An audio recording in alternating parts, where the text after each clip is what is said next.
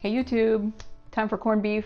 If you love corned beef, if you're here for that, if you've never thought about making it yourself, now is the time to start. It is so easy. All you're going to do is brine a brisket for 5 to 7 days and pull it out and cook it the way you would with a store-bought piece.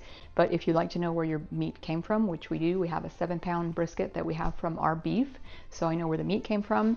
And the ingredients that go into the brine, if you cook a lot, you probably have most of them in your cabinet right now. So you can do this. Go get a brisket or pull one out of the freezer, grab some ingredients, and I'll jump in and show you what we're going to be putting in this brine and walk you through how to do this. And you'll see how to make the best corned beef you've ever had. Let's check out ingredients and brine. Okay, here is the lineup. I'm just going to run you through this really quick, but I will put the quantities down below. The main recipe is based on a 5-pound piece of meat, so you can kind of adjust the quantities as you need. We're going to need allspice berries, mustard seed, coriander seed, crushed red pepper, black peppercorns, whole cloves, cardamom, and you can use pods or ground. I don't have pods, so we're using ground. We've got bay leaves, ground ginger, 3/4 of a cinnamon stick, curing salt, brown sugar, and some regular salt, and I'll put the quantities below for regular salt or kosher because it will be a different measurement. So our first step is going to be taking the whole berry type parts of the spice mix. So we've got the allspice berries, the mustard seed, coriander, red pepper flakes, black pepper, and the cloves.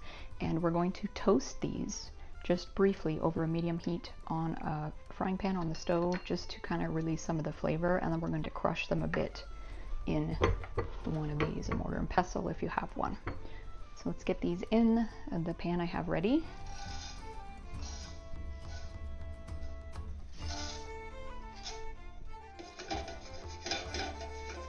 You don't want to toast them until they're burnt, which is easy to do, so just give them a warm up here and kind of keep them moving. And as soon as they start to smell good, you can take the pan off the heat and put them in a bowl.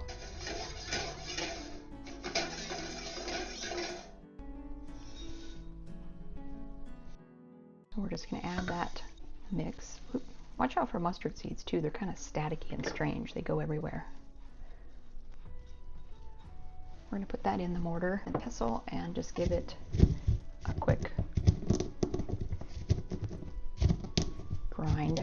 If you have a coffee grinder, if it's clean, you could put the berries in there and give it a quick whiz through that just to break these up a little bit. Oh, that smells so good. Wow. So we don't want to crush them all the way. We're just crushing them a little just to break up some of that to release the flavor. And that looks amazing, and you should just smell how good that smells. Oh my goodness. And what we're going to use here, I need to mix this with the bay leaf, the ginger, and the cardamom powder. So we're going to put this back in the original bowl. We're going to add the cardamom powder. Since I didn't have pods, we're going to add the ginger and break up the bay leaves. That and just kind of whisk it all together, and this is your spice mix. And all we're going to do is put this in a pot of water that I've got. I don't have it heating up yet. I'm putting this in basically cool water, about 1.5 gallons, because I have a 7-pound roast, so this is measured for 7 pound. And all we're going to use of this is 3 tablespoons. So try and get an even mix of spices. 1, 2, 3. 3 tablespoons of that is going in our brine, and the rest of this we're going to use later when we actually cook the meat, so we can set that aside. All right, we've got a pot of water here ready for all the spices and salt to go in to make the brine. So we're going to put in the cinnamon stick, our 3 tablespoons of the spice mix we just made, the pink curing salt, the brown sugar, and the regular salt. Give that a stir. And I'm going to heat that up to boiling over a medium-high heat. And we're going to just bring it up to a boil and then go ahead and turn it off. And you want it to cool all the way down before we put the meat in it to brine it. So I will see you in a little while. So this brine has sat in the fridge overnight. I wanted to let it be chilled all the way down. So this is the brine I made yesterday, brought it to boiling and cooled it down on just on the stove top until it was like room temp. And I wanted it to be well chilled.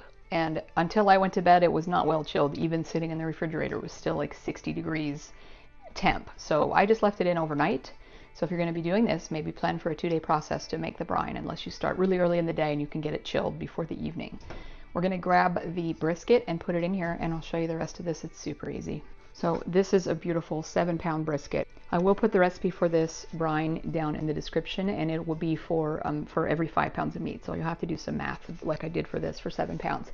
The other thing that you need to be able to do is put the brisket in the brine and have it be covered by the brine, which normally you would like to have a deep, you know, this will unfold to a longer flat piece of meat. If you had a long, shallow, deep enough pan, that would be ideal to put this in for brining. I don't have a long, deep pan, so we're going to put it in this pot and probably sink it down so it's covered under the brine, and then I'm going to just move it around in the brine a few times throughout the week so that it isn't just sitting in one spot the whole time. So let's get this in the brine, and you can use gloves if you want. I'm just not, because it's just for us. So there is a beautiful piece of brisket. We're just going to push that right down in so it's covered. And because you can see this tends to want to float up, what I'm going to do is just take a small plate and we're going to just set it on top. And I do this for any of my cured meats. You can just put a plate on top of it just to hold it down under the liquid so we're covered. Even if you have it in a big flat pan, you want to turn it every day or two just to make sure that the brining is even with the meats and the contact on the meat surfaces. So I'll move this around in this pot a few times throughout the week as well. At the end of the 5 to 7 day brine period, we're going to take this out of the brine, rinse it off really well, and dump out the brine. And then I'll probably use this same pot because it's the size I need. We're going to put about this much water back in, put the meat in, make sure it's covered by at least 1 inch of water, and then we're going to take about a tablespoon of the leftover pickling spice for every 5 pounds of meat. The stuff we had left over that we set aside, we're going to add that to the water, and then we're going to bring it up to a boil and then turn it down to a simmer and just simmer it for 3 to 4 hours on the stovetop. And this is the point where you could add cabbage and potatoes and get that lovely St. Patrick's Day Irish meal that we all love so much. I am looking forward to that already. And I have another brisket, so I'm going to do this again for slicing for sandwiches to have in the freezer. I hope this inspires you to try making your own brisket. It's super easy and it is so good. This seems like an odd bunch of ingredients. Trust me, just do the recipe the first time. This is so good. Try it, let me know what you think. Thanks for watching. See you in the next video.